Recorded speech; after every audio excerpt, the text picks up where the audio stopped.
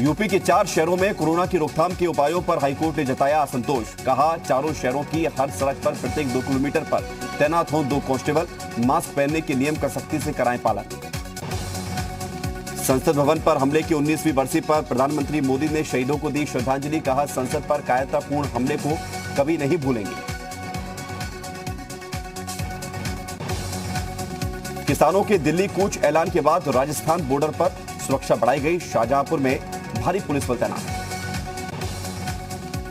भारतीय किसान यूनियन का आंदोलन तेज करने का ऐलान। राकेश टिकैत ने कहा कि हम आंदोलन छोड़कर कहीं नहीं जा रहे। किसान विरोधी व्यवस्था हमें मंजूर नहीं। जरूरत पड़ने पर सिंघू बॉर्डर भी जा सकते हैं। किसान आंदोलन पर यूपी सीएम योगी आदित्यनाथ का बयान। कुछ लोग देश की एकता तोड़ने की कोशिश कर रहे हैं। किसी को भी अराजकता की छूट नहीं दी जा सकती। देश में एक बड़ी ताकत अस्थिरता फैलाने में जुटी है। दिल्ली नोएडा बॉर्डर पर किसान नेता योगेश प्रताप सिंह ने भूख हड़ताल शुरू कर दी है। योगेश प्रताप सिंह ने कृषि कानून को जल्द से जल्द वापस लेने की मांग की है। कृषि कानूनों के खिलाफ पिछले 18 दिनों से किसान संगठनों का विरोध प्रदर्शन जारी है। अब पंजाब के पूर्व सैनिकों ने भी किसान आंदोलन को समर्थन दिया है। बड़ी तादाद में रिटायर्ड फौजी का काफिला दिल्ली के लिए रवाना हुआ। मेरठ से प्रयागराज तक प्रस्तावित 594 किलोमीटर लंबे गंगा एक्सप्रेसवे को पीपीपी मॉडल पर बनाने में 8 निवेशकों ने रुचि दिखाई है। प्रोजेक्ट को लेकर निविदा मूल्यांकन समिति की कॉन्फ्रेंस हुई। केरल से गिरफ्तार हाथरस केस के मास्टरमाइंड रऊफ को यूपी ला रही है पुलिस। हाथरस केस में हिंसा की साजिश रचने का है आरोप। उत्तर प्रदेश में हॉटस्पॉट और कंटेनमेंट जोन दोनों में काफी कमी आई है। प्रदेश में 200 से ज्यादा कंटेनमेंट जोन में कम हुए। यूपी के एसीएस सूचना नवनीत सहगल ने बताया कि प्रदेश में कोविड-19 टेस्ट अधिक किए जा रहे हैं। अयोध्या में पर्यावरण संरक्षण और पर्यटन को देखते हुए अयोध्या धाम क्षेत्र में इलेक्ट्रिक वाहन चलाए जाने की योजना है। इको फ्रेंडली बनाने के लिए नगर निगम पर्यटकों को इलेक्ट्रिक बसों से अयोध्या का भ्रमण कराएगा। बुलंदशहर में नव दंपति का एक वीडियो आया सामने। वीडियो में लड़की का कहना है कि उसके घरवाले लगातार धमकी दे रहे हैं और पति पर जानलेवा हमला भी करवा चुके हैं, लेकिन पुलिस मामले में एक्शन नहीं ले रही। बिजनौर में धर्म परिवर्तन एक्ट के तहत मुकदमा दर्ज करने का मामला सामने आया है। युवती के परिजनों ने आरोप लगाया कि अफजाल नाम के एक शख्स ने नाम बदलकर लड़की को घर से भगा ले गया। लड़की मुजफ्फरनगर से बरामद हुई। उधम सिंह नगर के खटीमा इलाके में अवैध रूप से नाली खुदाई पर वन विभाग ने रोक लगा दी है। वन विभाग के अधिकारी ने बताया कि विभाग की जमीन पर बिना परमिशन खुदाई कराई जा रही है। उधम सिंह नगर में अपराधियों को पकड़ने के लिए पुलिस अभियान चला रही है। एसएसपी के निर्देश पर खटीमा कोतवाली प्रभारी ने अपराधियों की परेड कराई। 31 में से 25 हिस्ट्री शूटर कोतवाली आए, जबकि 6 हिस्ट्री शूटर गायब हैं।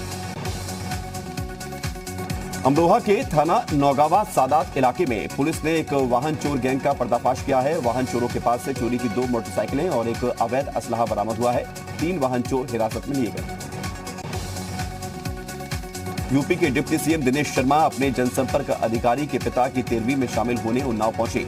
इस मौके पर डिप्टी सीएम ने कहा कि पठन पाठन को ऑनलाइन के साथ साथ ऑफलाइन भी चलाने की तैयारी चल रही है।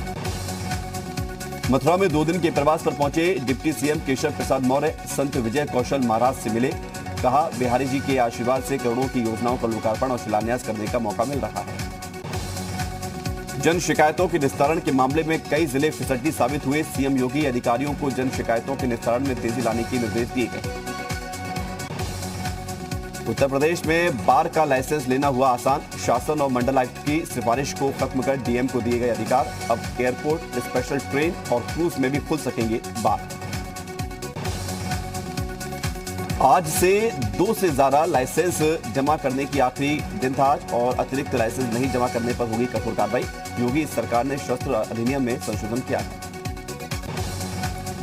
दिल्ली से वाराणसी प्रस्तावित हाई स्पीड रेल कॉरिडोर का हवाई सर्वे का काम शुरू। National high speed rail corporation limited करा रहा है लाइट डिटेक्शन एंड रेंजिंग सर्वे। महाराजगंज से अपहृत मासूम की हत्या के बाद गुस्से में परिजन, पुलिस पर लगाया लापरवाही का आरोप। अपहृत मासूम के नाबालिग चाचा पर है अपहरण के बाद हत्या करने का आरोप।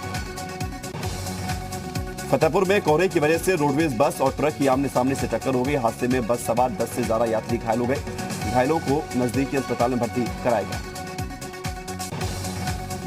जौनपुर में एक गाड़ी ने साइकिल सवार शख्स को मारी टक्कर। हादसे में शख्स की मौके पर मौत हो गई। गुस्साए ग्रामीणों ने गाड़ी को आग के हवाले किया। प्रतापगढ़ में एक मैरिज हॉल में अचानक आग लग गई। देखते ही देखते आग ने भीषण रूप ले लिया। आग से मैरिज हॉल में हड़कंप मच गया। गाजियाबाद में एक शख्स ने अपनी पत्नी की बहन पर एसिड फेंककर जख्मी कर दिया। शख्स युवती की शादी तय होने से नाराज था। मऊ में सड़क खुदाई के दौरान प्राचीन सभ्यता के अवशेष मिले। डीएम ने पुरातत्व विभाग को सौंपा अवशेष। मथुरा के मलूक पीठ आश्रम में 30 लाख रुपए की चोरी का पुलिस ने खुलासा कर दिया है। पुलिस के मुताबिक आश्रम में रहने वाले साधु ने ही 2 अन्य लोगों के साथ मिलकर चोरी की वारदात को अंजाम दिया था।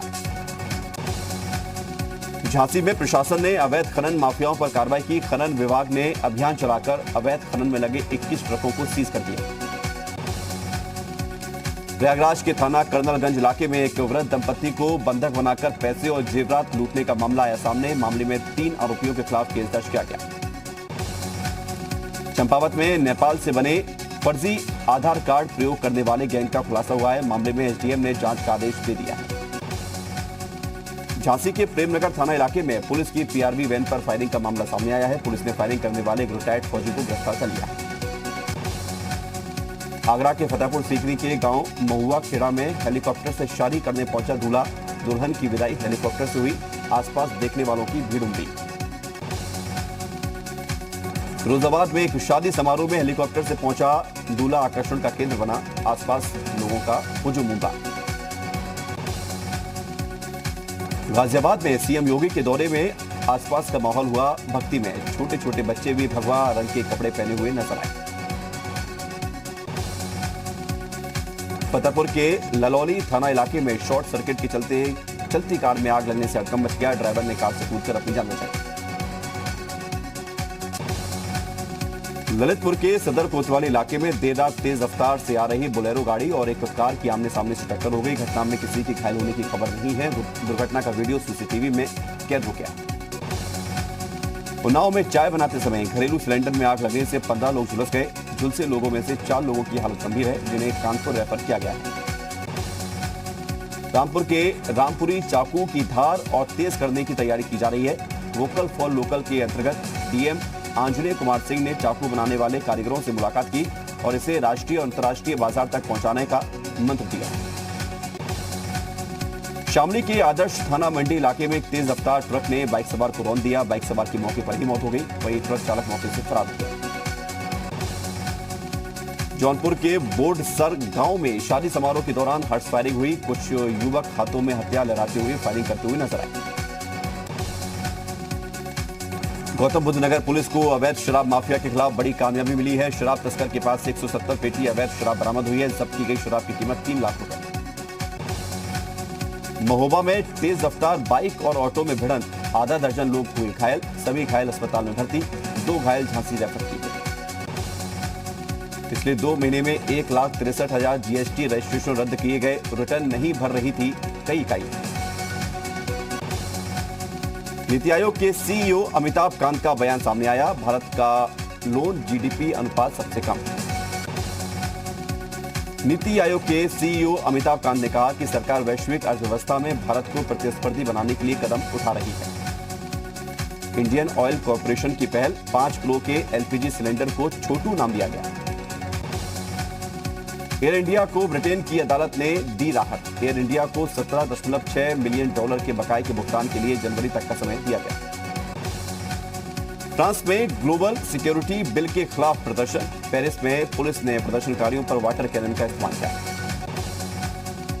वॉशिंगटन में प्रेसिडेंट इलेक्टेड बाइडेन के खिलाफ प्रदर्शन कर रहे समर्थकों का डोनाल्ड ट्रंप ने किया शुक्रिया। अपने हेलीकॉप्टर मरीन वन में उड़ान भरी। सोमवार को अमेरिका में 145 जगहों पर पहुंचेगी कोरोना वैक्सीन की पहली खेप। अमेरिकी आर्मी जनरल ने दी जानकारी।